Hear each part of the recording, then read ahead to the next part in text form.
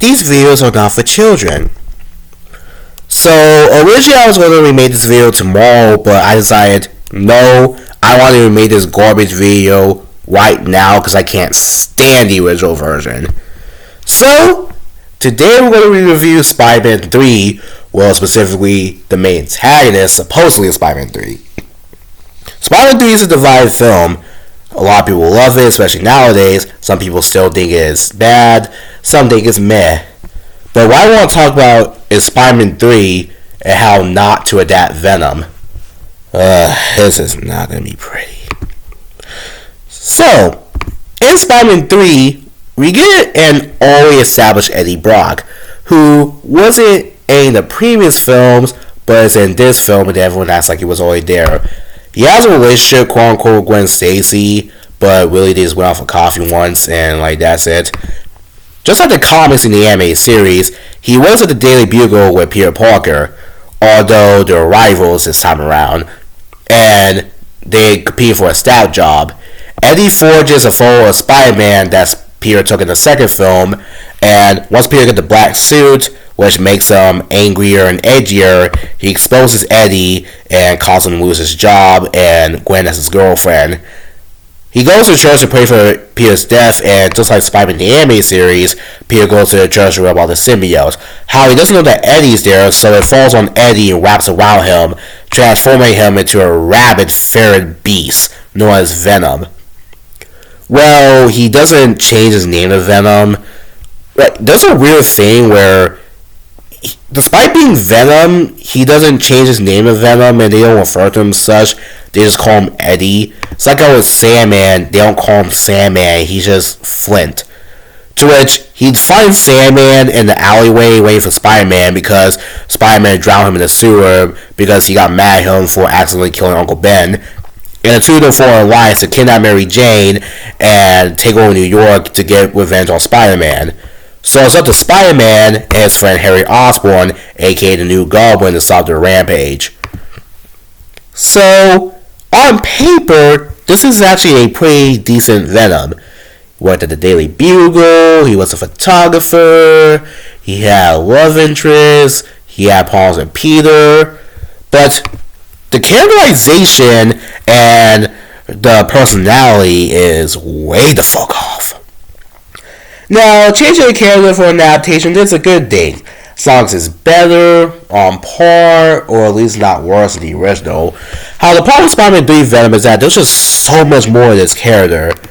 For starters, he barely appears throughout the film. He only transforms into Venom when there's 30 minutes left, and then as Venom, first off, with this symbiote, I might as well talk about the performance while I'm on this specific portion of it. Eddie Brock is pretty much a boring character. He's pretty much just average, cool, popular guy that's not really cool and everyone hates him. And as for this version of Venom, the symbiote in this movie isn't really a performance, or what I recall. He just roars and grunts. Well, then again, you can't really blame Topher Grace when the squid just asks him to scream, jump, and break shit. He was tasked with so little, so he fell in the grand spectacular way. As when Venom was made, he was supposed to be Spider-Man's ultimate threat, a villain that can match him in brawn and brain. Eddie wasn't really a super genius like Peter, but he did have the wit to match it. Here, he's pretty much just a mindless rabid animal that just jumps into shit. This Venom also doesn't have a split personality like how he does in the comics, which is a major part of Venom that a lot of adaptations get wrong. Peter claims to him in one scene that the symbiote does change you in a bad way, and while it does feel good, you'll eventually lose yourself and who you are, but I don't know, man. It seems like one guy to me. If Brock was insane, if he had mental issues from the start, then I could probably get it. But you don't really get that because the movie doesn't explore him. You don't see him and Gwen before Peter entered their lives. You don't really know their relationship to him. Because when one scene with Gwen, Peter's on a date with MJ and tells MJ, I love you. You're my girl. He's a girl in my class. But like, were him and Gwen ex-boyfriend and girlfriend like in the comics? Were him and Eddie friends like in Spider-Man the animated series? We don't know. And then there's his villain plot. Kill Spider-Man. That's it. That's all he's trying to do. And he does it by kidnapping Mary Jane, so it's not even original, because Green Goblin and Doc Ock did this in the first and second films, respectively. So yeah, his villain mode is weak. It's just kill the hero. Like, compared to Spider-Man the Animated Series, how he did this, Venom. Well, Spider-Man the Animated Series, Eddie Brock was there from the start, where he was being mistreated by Jameson, and again, the superhero bullshit with Spider-Man involving supervillains, which stressed him out. However, what Peter and the others didn't know was that Eddie was only dealing with deep mental issues that were just balling up as the season goes on. So at the end of the season, when the black suit shows up and Peter gets rid of it, he dunks on Eddie unknowingly, and his mind really fractures into two. His mental issues resurfacing in the form, mentally, of Venom. And he refers himself in the plural. He has trouble deciding on where he wants to be, and he has to gain weak control of his mind. Here, he just gets a suit, and that's it. There's no split. There's no divide. You also don't get a special voice. It's just a regular white dude voice, again, like Dark Knight Two-Face, which is very jarring coming out of a little alien boxer. And again, the symbiote isn't really a performance because it just roars and grunts. Top of that, most of the time Venom appears in this movie, his face is peeled back to show off Topher Grace. So, not much acting going on in the CGI department.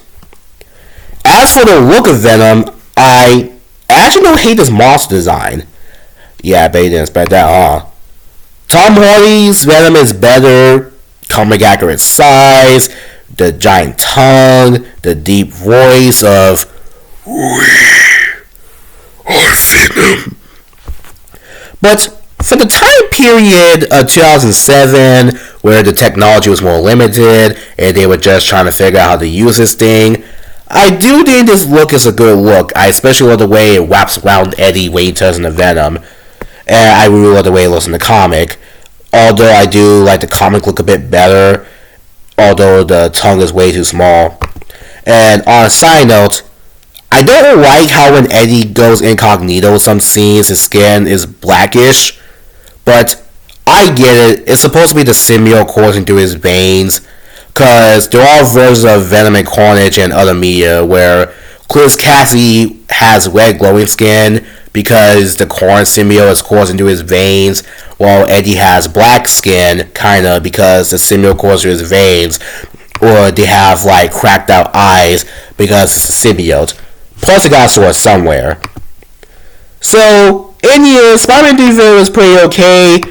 It's not really that bad. I love his boss fight. This transformation is badass, but I gotta say, it's a very disappointing attempt to bring one of Spider-Man's arch nemesis, his most famous at that, to the big screen, as really Venom was only in this movie to sell toys and tie-in games, and you can really just tell by looking at his scenes, as really all they did was just make a big ass monster that just screams, looks cool, and breaks shit. Which is why I'm glad that Tom Hardy's Venom saved the character and became the mainstream version, as while the Sony verse was fucking booty cheeks, this Venom was peak cinema.